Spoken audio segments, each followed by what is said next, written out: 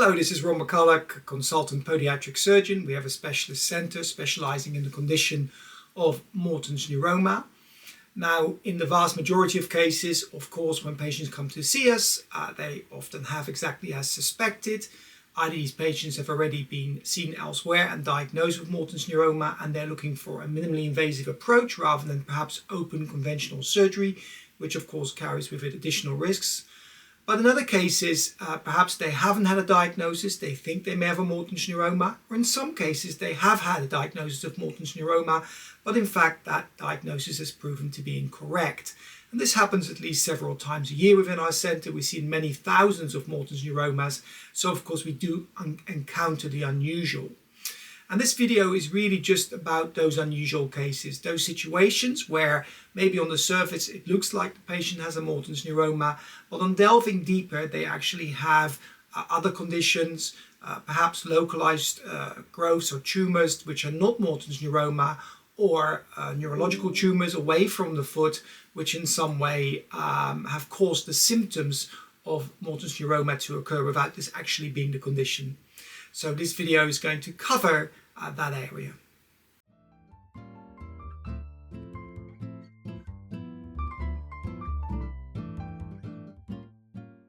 Now, the first thing I want to do is just reassure people that malignant tumours of the forefoot mimicking Morton's neuroma are incredibly rare. In fact, in over 30 years of practice, I've really ever only seen one of these.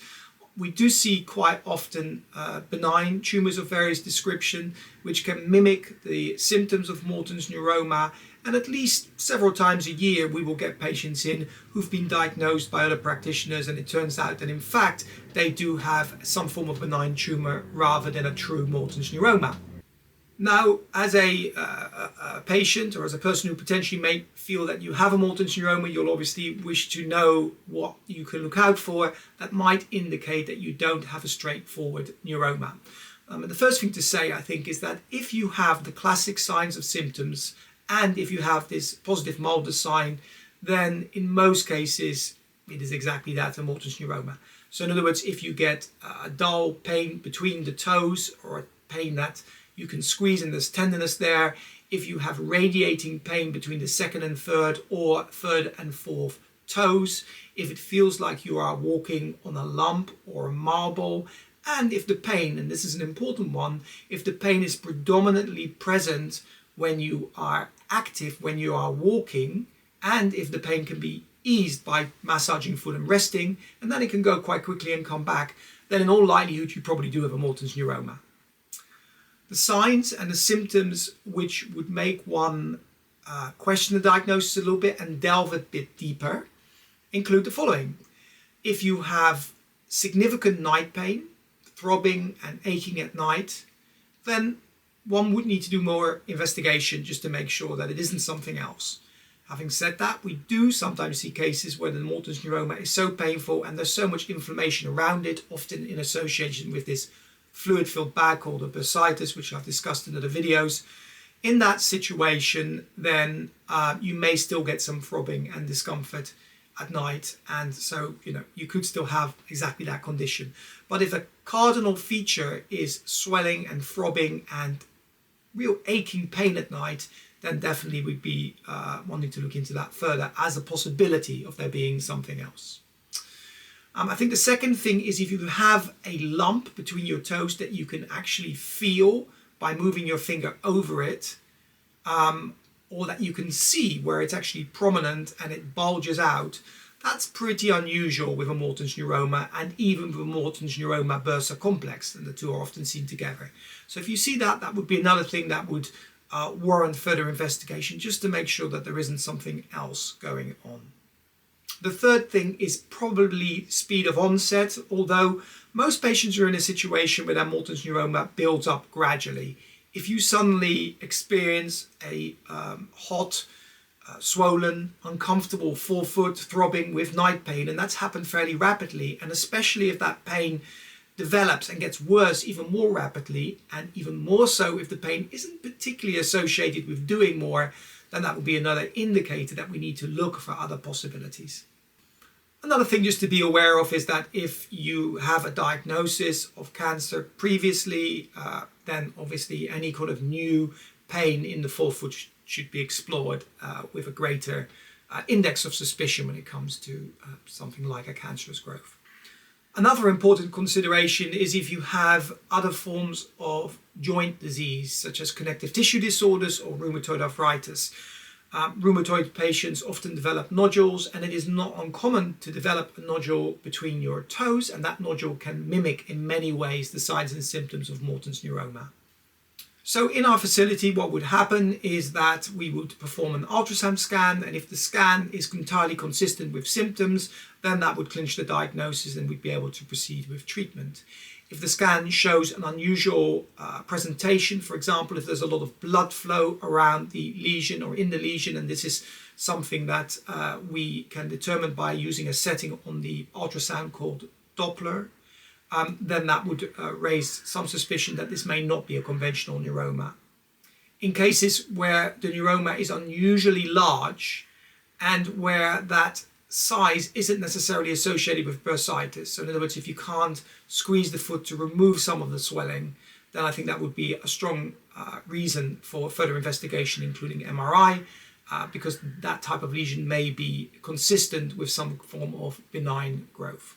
So for example, the last 3 or 4 neuromas that I removed, these patients didn't actually go through to minimally invasive procedures such as cryosurgery because they were too large and deemed atypical.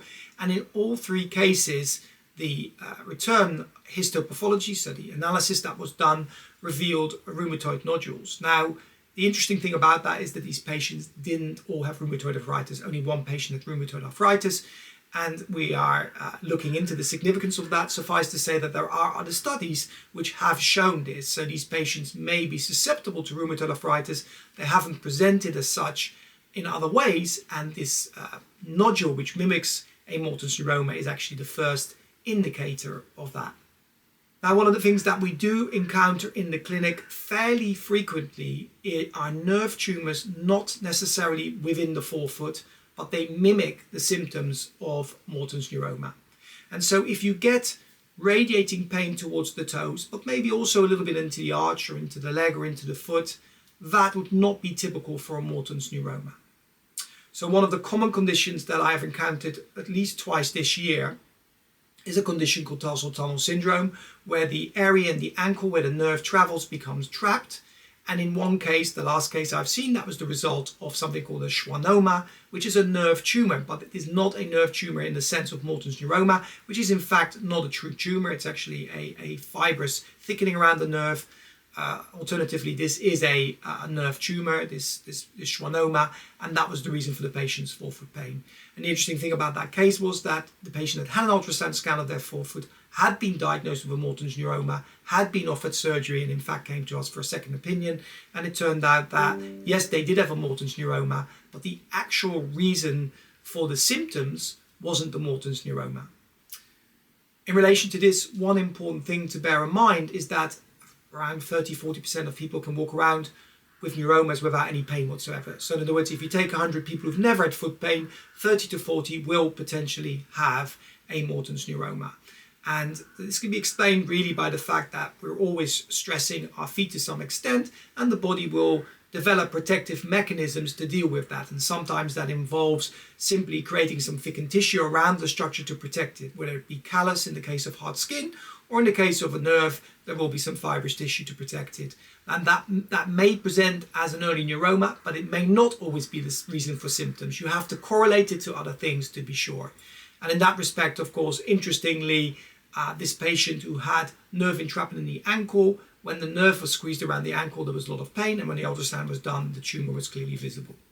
Some other rarer cases of nerve tumour that we've encountered include a schwannoma of the knee, and this was a patient in the last 2 years who came to see us complaining of neuroma pain, had again been diagnosed with Morton's neuroma, but on closer inspection and very importantly a very close and thorough medical history, it became apparent that he also had some posterior knee pain. We investigated the knee, performed an ultrasound scan, and it turned out that the patient had a very large tumour at the back of their knee which required urgent surgery. So I'd just like to conclude by really saying that this was not a video to scare anybody. Malignant tumours of the forefoot are incredibly rare, but it is quite possible that you could have some kind of benign growth either in the ankle or even the knee or another part of the foot, which could mimic the symptoms and signs of Morton's neuroma.